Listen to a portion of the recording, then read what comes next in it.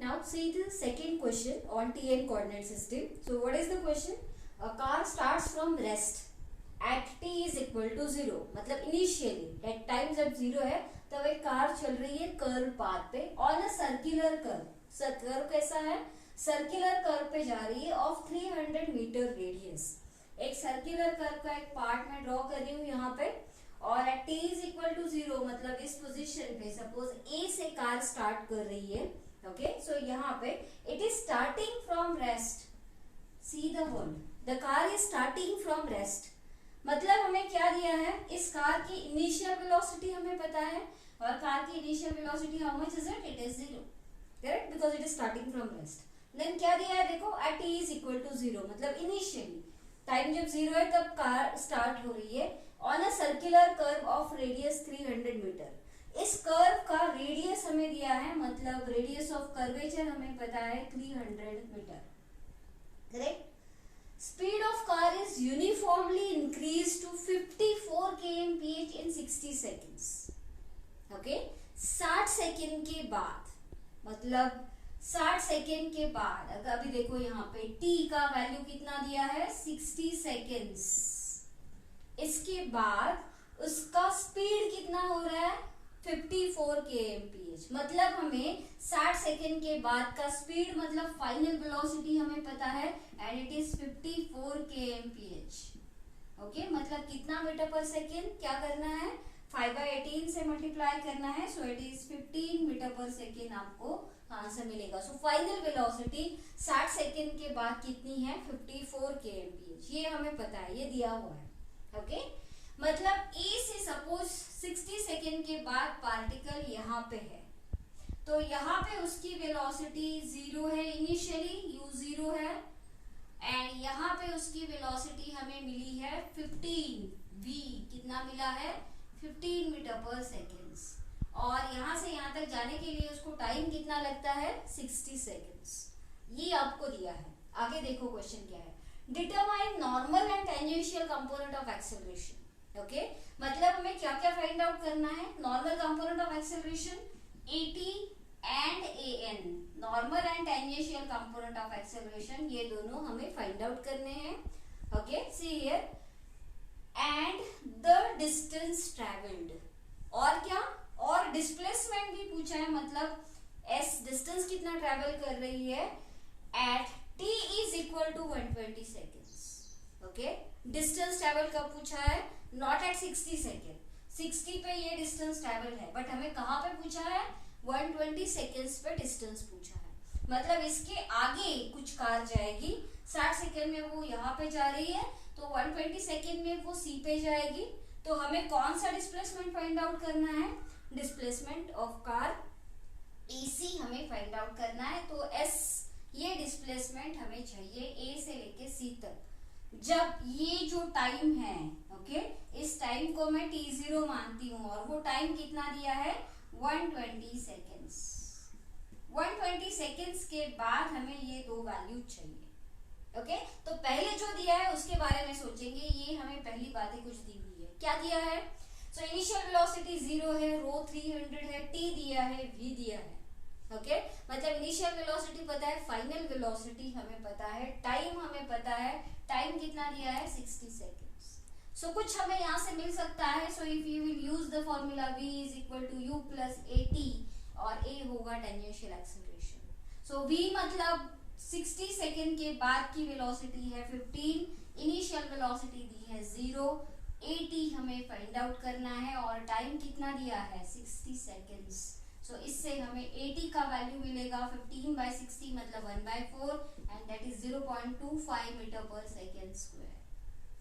मतलब वो कार कौन से एक्सेलरेशन से मूव कर रही है? 0.25 मीटर पर सेकेंड स्क्वायर से वो कार मूव कर रही है. मतलब उसका टेंजेंशियल एक्सेलरेशन हमारे पास अभी हमें मिल गया है. So car is moving with tangential acceleration 0.25 meter पर सेकेंड स्क्वायर. ये पर्टिकुलर जो डेटा दिया है इससे हमें ये वैल्यू मिला है. बट हमें ये पूछा नहीं. हमें ये पूछा क्या है? 80 तो पूछा है बट हमें ये तीन वैल्यूज कहाँ पे पूछे हैं? At t is equal to 120 second. मतलब हमें C पे ये वैल्यूज फाइंड आउट करनी. So the car is moving with the same acceleration from A to C. A तक वो जा रही है, कितने टाइम में वो जा रही है, 120 सेकेंड्स में वो जा रही है।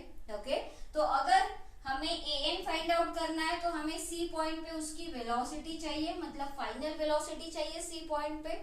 ओके, तो ये वेलोसिटी हमें अगर फाइंड आउट करना है तो हमारे पास वापस फॉर्मूला क्या है, so velocity at c is equal to initial velocity plus u plus at।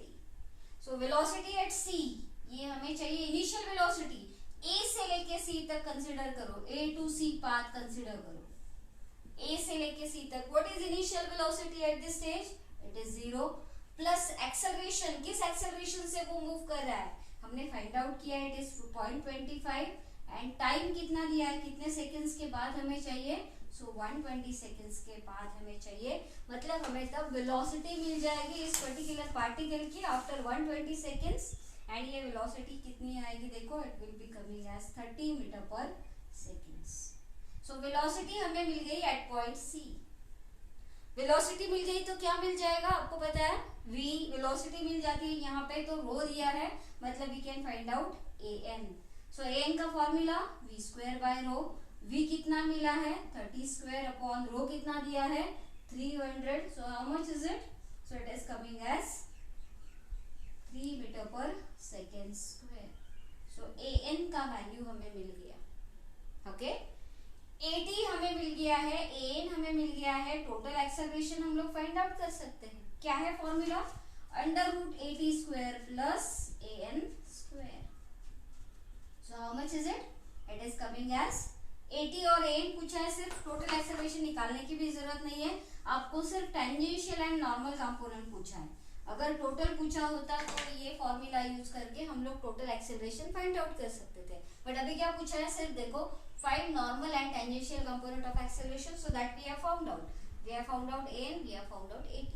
और एक चीज बाकी है वो है डिस्प्लेसमेंट। सो डिस्प्लेसमेंट ac फाइंड आउट करना है, s, सो s हमें चाहिए, सो s के लिए क्या फॉर्मूला है, ut plus half at square.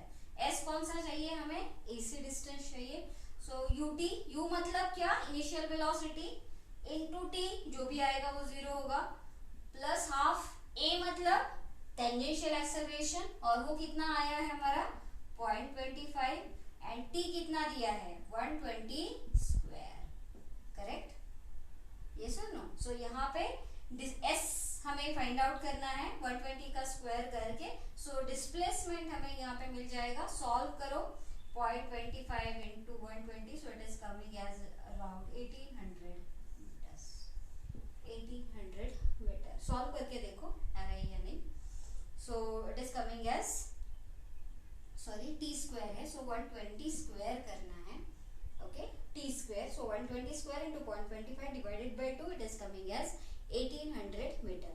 So displacement ac हमें मिल गया and tangential and normal component हमें मिल गया एक्सेलरेशन की। ओके, रिमेंबर an जब फाइंड आउट करना है तो वेलोसिटी फाइंड आउट करना बहुत जरूरी है।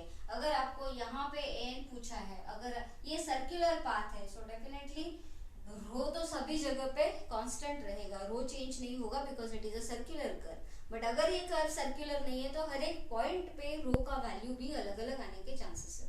ओके, तो ये रो कभी कभी आपको पूछा जाएगा, या फिर an का वैल्यू भी चेंज हो जाएगा हर एक जगह पे। Okay, so that you have to find out. So here ends your second numerical on TN coordinate system. Okay.